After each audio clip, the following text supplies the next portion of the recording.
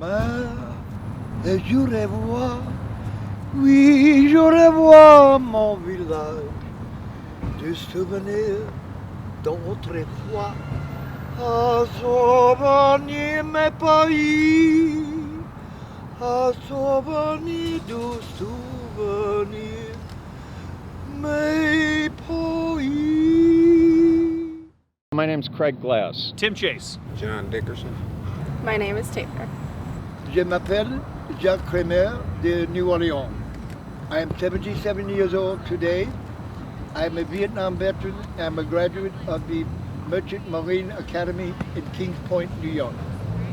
I am master of the largest tanker in the world, the Chevron Nagasaki, loading in Bahrain. My name is Grayson. Nothing really that special about me. Just a guy.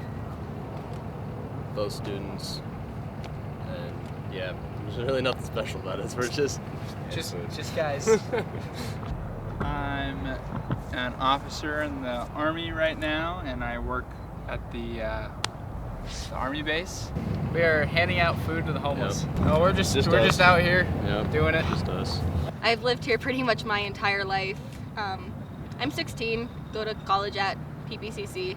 No, we're just feeding people. 2 individuals feeding people. That's about it. Yep. I'm a dad. I'm a Mormon. I'm a loan officer. I'm a real estate agent. Love being outside. Being tied to my desk freaks me out, but that's part of my job, so I kind of got to do it a little bit. So, I work a lot of hours, hang out with my kids and my family anytime I'm not working. Okay. And so we're kind of going into the community and sort of interviewing people and having them tell us their stories. I was born in New Hampshire, graduated Harrison High School. I moved back east and then I got in a motorcycle accident in 1990. I was in a coma for 6 weeks. Hi, I'm Amy, and I also do college through PPCC, and I'm 17, so yeah, that's cool. Let's see, I just turned 21 last month. I'm from Southern California, transplanted out here maybe a year and a half ago with my ex, and then I never looked back because this place is fantastic. I'm 21. I just recently moved here from Minnesota a couple weeks ago. Or no, not a couple weeks, about a week ago. I go to the school at Wasson, and through that school, they pay for my college, and as long as I pass the classes, then I get to keep the credits. No, I figured, I'd come down here, start a life, seeing if I can get my music career started out. That's why I came out here, see if one, if a music producer or something would stumble across, not a coincidence. I actually go to a school called Colorado Springs Early Colleges, and basically they just kind of format your schedule kind of thing so you can actually get a degree, and it's great. Yeah. Okay, so have you ever seen the movie The Boy in the Plastic Bubble? I've heard of it. I don't think I've ever seen it. Okay, well, the movie is based about this kid who was born with no immune system. The disease he had was called SCIDS. That's what my sister was born with. Really rare, blah, blah, blah. But she was living with it fine up until she was maybe 13. And then she got scratched by a cat because she was trying to give it a bath. And that made her really sick. And on top of that, she had mono from her first boyfriend. So that made her even more sick. And ever since then, she was in the hospital, just kind of in and out, until one day the doctors were like, oh, yeah, she actually has cancer. So, yeah, she was going through chemo for a while, and then she was in remission. And then, let's see, and she was just barely 15. It was the Christmas of 2010. She had a bone marrow transplant. Everything was going good until one day she starts complaining of an ear infection, and my dad has to take her to the emergency room at Children's Hospital Los Angeles, And she was there and put in a medically induced coma until one night the doctors were like, we don't think she's going to make it through the night. So my dad goes to the hospital, and then on his way there, he gets a call from the hospital saying that she actually died on his way there. But yeah, she eventually died from a blood infection, I think it was. Yeah. Which is kind of stupid because she beat cancer and everything, and then she dies from a blood infection from something that's not even related to the cancer. My mom, when she was 88, she had a severe brain hemorrhage. And though she was alive, it was questionable whether she would survive surgery. And if she did survive surgery, it was questionable how responsive she'd be.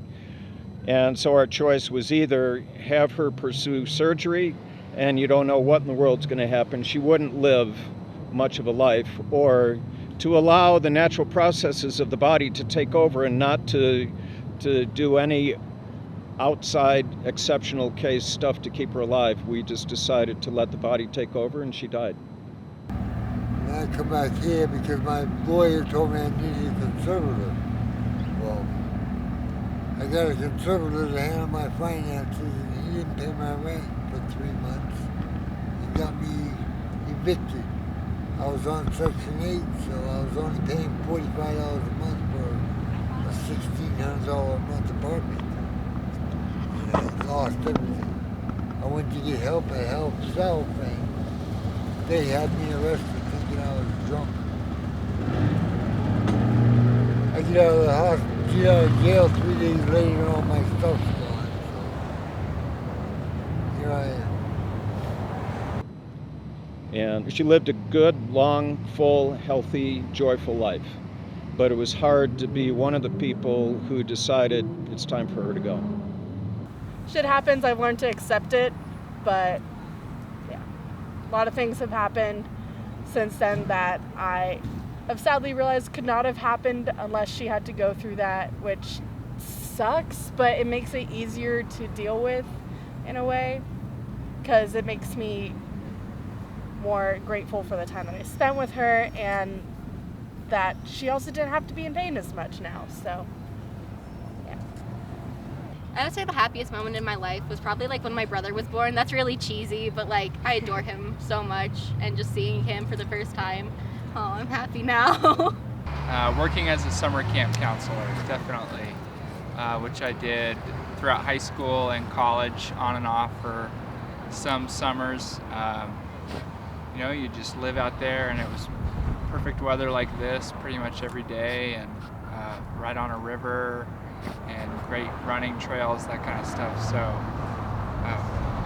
yeah, that was probably the happiest I've been, is working there. That's a very difficult question because it's very subjective, like you said, for what makes me happiest. But I would probably have to agree with music. I love listening to music. Music helps everyone, in my opinion, with our tough times, good times, no matter what. I'm a happy person, so I find everything happy. I am happy because I have a pulse and I'm vertical. Live music especially touches the soul. For me, music is life.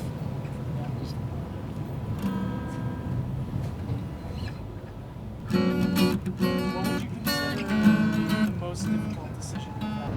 She keeps a motorway in Shandong in a pretty cabinet, all dressed up. She looks just like Marie Antoinette. She's the killer queen. Freddie Mercury.